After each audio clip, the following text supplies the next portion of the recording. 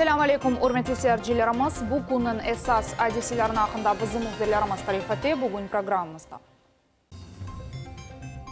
30 koyunun dari avod massivining sakinlari sivilizatsiyadan uzilgan holda yashaylar. Yerli sakinlar bizim muharriratimizga murojaat etdilar. Tükan qalacaqmı ya da yo'q? Bo'g'ircha qasabasida aziq tükanning taqdiri belgilangan.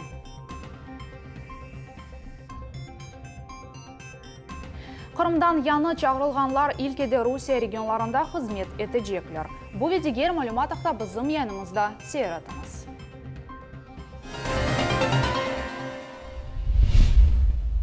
Rusiya prezidenti Vladimir Putin Qrim ko'pirinde hareket açıluvının tantanalı merasiminde iştirak etu vaqtda qarar alacaq. Bu qarar açılıv sani belgilengen son seslendirilecek. Bu haqda prezidentin matbuat katibi Dmitriy Peskov haber etdi, deb yaza Izvestiya gazetasi. Jurnalistlerinin fikrine ko'ra Qrim ko'pirinin tantanalı açıluvunda yana Rusiyalik artish arabasi iştirak etebilir. Keçenlari belli oldu ki Qrim ko'piri qabul etuv sınavlarını keçti ve mayısının ikinci yarısında bu yerde maşinalar qatnab başlayacak. Kseniya Sobchak Ukrayin nasionalistlerinin korkuzuvlarından saqına. Kutlevi malumat vasıtalarında bu televizyon alıp barıcı Qrimga Ukrayna taraftan kelmege istegini haqda mesajlar peyda olup başlanğan son Ukrayin mebuslar ve nasionalistik teşkilatlarının vekilleri qatı tenqid ile çıktılar. Olar Sobchakka Qrimga istesen yanı köpürden bar dep tesiyetili. Televizyon alıp barıcı aluştadaki biznes treninge kelmeyecek. Bu haqda o öz Facebook sayfasında yazdı. Şimdi Sobchak Amsterdamda buluna ve yarmadaga kelmege niyeti yok. Simferopol hava limanının yanı terminali endi 100 bin yolcuga xizmet gösterdi. Hava limanının yanı aerovokzal kompleksi öz işini bu sene aprelnin 16'da başladı. Matbuat hizmeti qayd etkenlerine ko'ra so'nggi 10 kun davomida en rag'batli yo'nalishlar arasında Moskva, Sankt-Peterburg ve Yekaterinburg shaharlari. Ahmedjit hava limanının yanı aerovokzal kompleksi bir saatda 3650 yolcuga xizmet gösterebilir. Bir yılda ise bu 6,5 milyon adam olup çıqa. Qrimda terroristik faaliyet profilaktikası Qrim Cumhuriyet başı terrorizmge qarşı komissiyasının çıkış toplaşuvunu keçirdi. Mutaxassislarning taqimlari Cumhuriyet başının beraberlikte terrorizmden qorşalagan vekaletli xadimlerinin faaliyetini muzokara ettiler. Bundan g'ari terrorizm mefkuresine qarşılık gösteruv boyunca mutaxassislarning işine qiymet kesildi. Toplaşuvda kurortsa ve bala rahatlanuvu boyunca obyektler için qo'shma tedbirler ishlab chiqarilmasi muzokara etildi. Планы осуществления первоочередных мер зачастую оказывались формальными, шаблонными, не учитывающими особенности обстановки на территории оперативной ответственности. Нам необходимо выяснить состояние дел и определить дополнительные меры, направленные на повышение уровня антитеррористической защищенности объектов, возможных террористических посягательств. Kurucu şirketke aman 5 milyon ruble para cezası tayinlendi. Bunun sebebi bala bakça kuruculuğuna chet el grajdanlar celp etiluvinde. Hatırladığımız 2018 senenin yanvar ayında Kezlev'nin yanında Qrim Cumhuriyeti boyunca Rusiya Federal Xavfsizlik Hizmeti Sınırcılar İdaresinin xadimleri Yakaryok adlı bala bakçası teritoriyasında 36 Ukrayna grajdanı çalışkanını belgilediler. Onlar 5 yıl devamında mında kirip olmayacaklar. Qrimdan yanı çağırılganlar ilkede Rusiya regionunda xizmet etecekler. Ahmedjit'te Harbiy Komissariyattan 87 asker Rusiya Federasyasının silahlı kuvvetlerine xizmetke çağırıldı. Yigitler Rostov vilayetinin kısımlarına yollanılacak. Bu yerden muhbirimiz Sultaniyet Takayeva. Takım yollanıvğa hazır 87 yanı çağırılgan asker kefede 7. Gvardiya Desant Ucum Diviziyasındaki 171. Desant Ucum Batalyonunun sıralarına koşulacaklar. Bu hava desant ordusu olganından beri Qrim Cumhuriyetinde ilk sefer yerleşecek birinci harbiy kısım. УДВ – это особое отношение к физической готовности. Пройдут курс молодого бойца, как правило, в течение месяца-полутора. Потом примут присягу.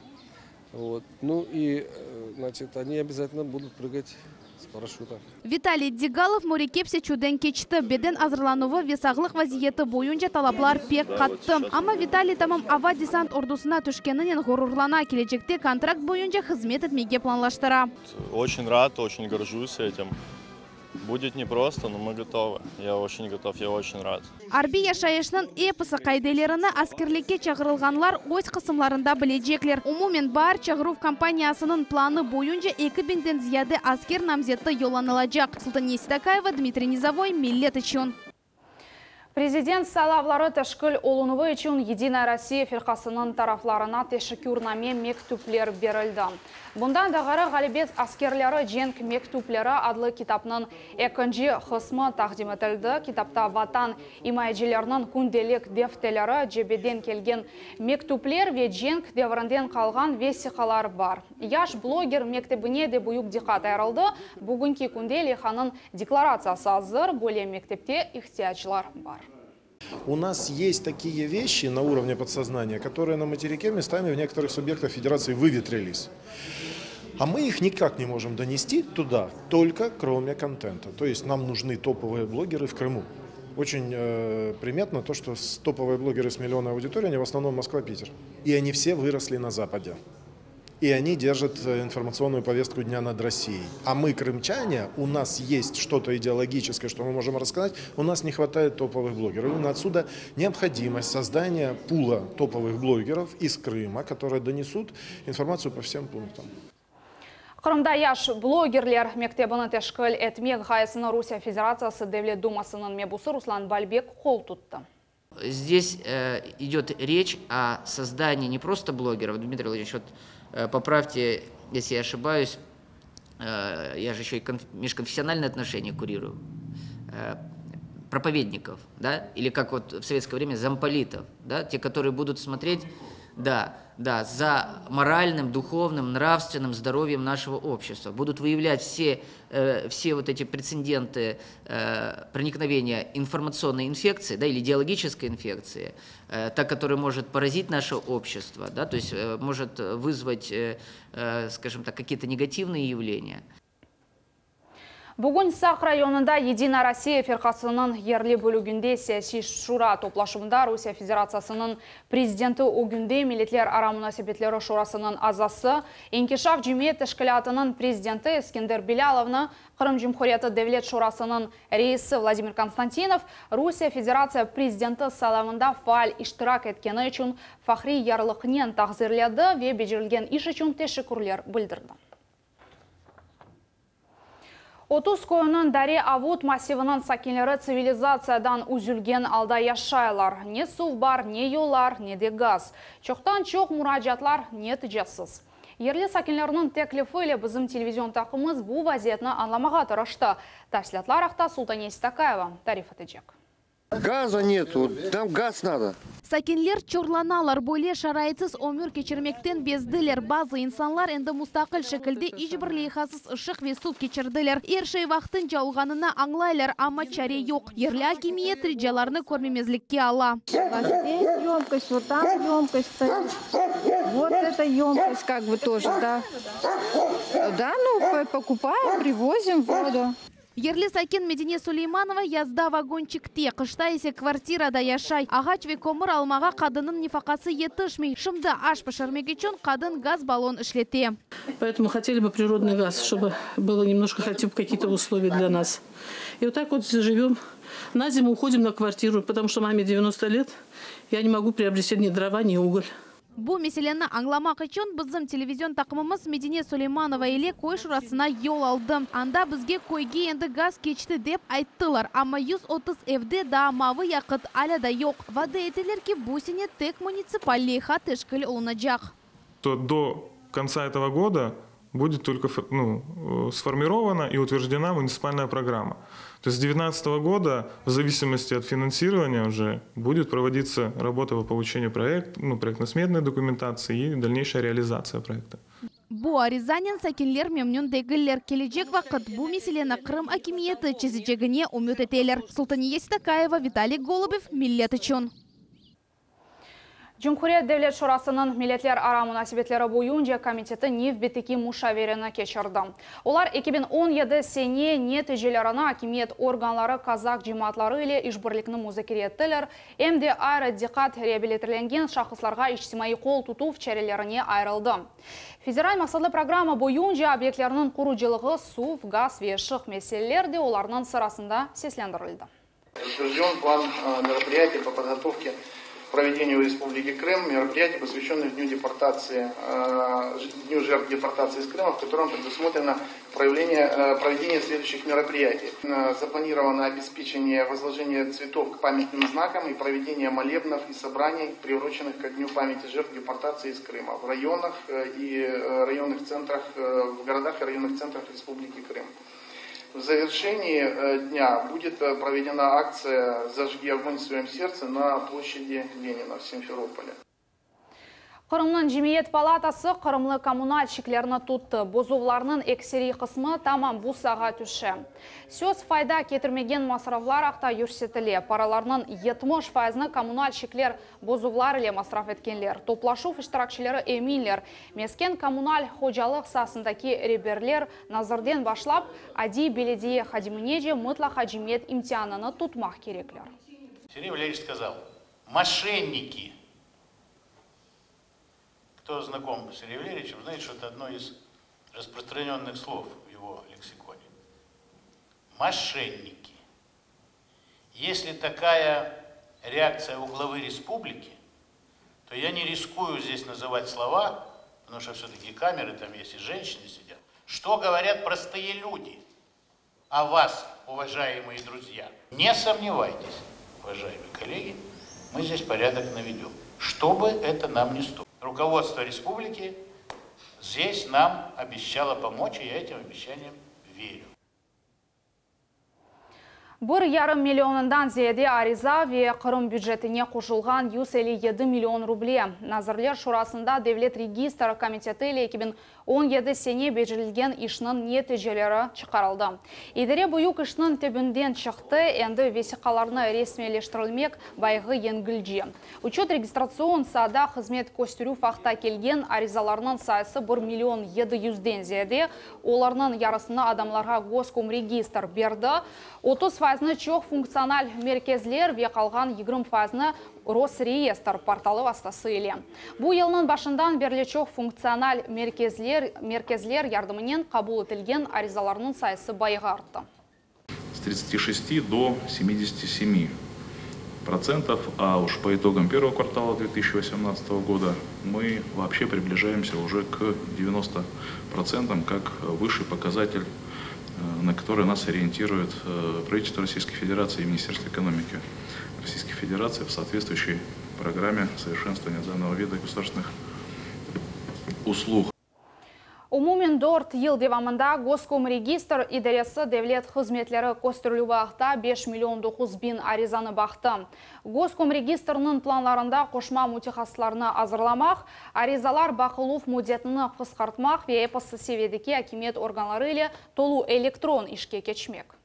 При этом я хотел бы всех сотрудников поздравить с несомненным законодательным успехом и принятием закона Республики Крым в рамках переданных федеральных полномочий об устранении реестровых ошибок. Отдельно благодарю Евгению Александровну Добрынину, весь состав профильного комитета Госсовета, который неуклонно работал в этой теме много месяцев, создал необходимые законодательные предпосылки в этих новациях и работа с полным основанием, можно сказать, увенчалась успехом. Tüken kalacak mı ya da yok? Boğurça kasabasında azık tükenin takdiri belgilene. Cemaatçılıkның fikirleri bu mevzuda bölündü. Bu obyekt kanun boyunca kurulgan mı ya da yok mu? Bunu muhbirimiz Salime Kaybullaeva öğrendi. Я скажу на будущее, что вот здесь вот еще поставят пару супермаркетов, и у нас не будет досугового центра, у нас не будет где детям ходить, парковой зоны не будет никакой. А оно будет, оно все к этому идет. İnsanlar şikayet eteler bu tüken kurulmasına olardan razılıq soramağanlar endi yakın bir yıldan beri o kolaysızlıklar yarata. Bina yol çatışmasında tıklenilgeni sebebinden bu yerde nakliye hareketi kıyınlaştı, dep tarif eteler sakinler. Проезжая часть очень, конечно, вот мы едем, мужики ругаются, матерятся, вот как-то вот то, что неудобно, вот то, что вот эта езда. Практически магазин нам очень нравится, вот как есть говорю, и продавцы хорошие, но очень неудобно вот тут с транспортом, постоянно вот создается аварийная ситуация. Tüken Medeni Eglence Merkez territoriyasında kurulğanı da ayrı meseleni yarata bu yerde bala meydanına badlanlaştırmak planlaştırılaydı. Bugün bu yerge Teşkerov ile geldiler. Ticaret alıp barmak için mında hepsi vesikalar olğanı belli oldu. Этот объект официально находится. Этот объект внесен в схему размещения ТО утвержденную. Şehir memuriyetine bu obyekt boyunca şikayetler geldi. Şimdi bu meseleyle mahsus komissiya uğraşacak. Tek bundan son belli olacak. Tüken bozulacak ya da kalacak. Ведущий муниципальный чиновник, пользуясь своим положением, сделал соответствующие документы, так скажем, в обход мнения общественности и в обход соответствующих некоторых документов. Поэтому с учетом тех обращений, которые на сегодняшний день поступают в мой адрес, я сегодня выехал сюда, непосредственно на это место, для того, чтобы посмотреть, в чем, обсудить проблематику этого вопроса. Tüken sahibi ise bu bina yerli sakinlerдің речалары бойынша құрылғанына қайдете. Благодаря просьбе людей, чтобы у нас такой магазинчик здесь в районе был. Сколько получается, с июня месяца еще года нету.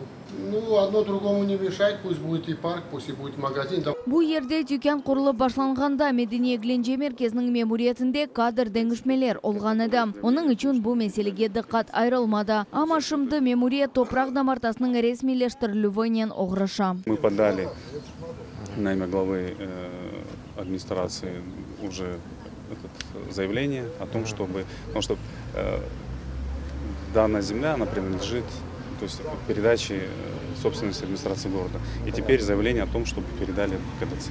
Bu yerge mahsus komissiya kelip meseleni öğrengen son vaziyet çözülecek. Alime Kaybulayeva, Ramazan Alibapov, Millet için. Emek korçalanuvu irişmeler ve çağıruf böyle şiar altında ile bugün Kırım Odeslik Pedagogika Üniversitetinde bütün dünya emek imaye konunu kayıt ettiler. Rusya Federasyası Tahsil, İlim ve Yaşlar Nazırlığının xadimleri maruzalarının çıkışta bulundular ve studentlerge tölükisizlik ve yangın xavfsızlığı hakkında ayttılar. Это информационная работа для молодежи, ведь они молодые специалисты. Завтра мы говорили Всемирный день охраны труда, он посвящен именно проблеме молодежи. Почему? Потому что зачастую они не осознают, не имея практического опыта. И для них как раз охрана труда является важным условием сейчас для того, чтобы просветить их и мотивировать. Ведь самое главное, чтобы эти требования охраны труда соблюдал сам человек, знал о них. Konferensiyanın esas maqsады xadimlerini çeşit qazalardan qorçalamaq, taqdim etilgen malumatga ko'ra, kun qazalarda 5-6 bin adam helak olan. В приоритете деятельности работы Министерства охраны труда на первом месте. Наша задача – создать безопасные условия для всех участников образовательного процесса. Это дети, это учителя. И есть такой стереотип, что если охрана труда, то это шахта, это завод. Охрана труда должна быть в том числе и в детском саду, и в школе. Emek ve İçtimai İmaye Nazırlığında qayd etkenlerine ko'ra, so'nggi senelerde böyle kıbı aksiyalar xadimlerini ve reberlerini ziyadece meraklandıran. Об охране труда надо говорить постоянно. И чем чаще, тем лучше. Потому что многие вещи, они имеют, так скажем, свойство повторяться. Поэтому, когда мы говорим об охране труда, мы, конечно же, понимаем это сохранение жизни и здоровья наших работников. Kırım Odeslik Pedagogika Üniversitetinde bütün Rusya Art Profi Forum programmasının regional basamağı olup geçti. Kırım Cumhuriyeti'nin 25 orta profesyonel müessesesi çeşit türlü çıkışlarının çıktı ve OS Kolejini takdim ettiler. Art Profi Forum'un programması işçiler zanatlarını rağbetleştirmege doğurtular. İştirakçiler en yaxşı neticelerini numayiş ettiler. Olar Kırım Cumhuriyeti'nin Umum Rusya Forum'un finalında iştirak ete bilecekler. Такие мероприятия проводятся с целью популяризации тех самых рабочих профессий, чтобы творческим путем молодежь могла увидеть, что рабочая профессия – это интересно, что ее можно высказать посредством песни, видео, танцев, плакатов. Bu noktada yanımız sonuna yetti. Nev beteki çıkışlarımızı kaçırmanız, evlerinizge daima iyi haberler gelsin. Akşamlar rahat geçsin.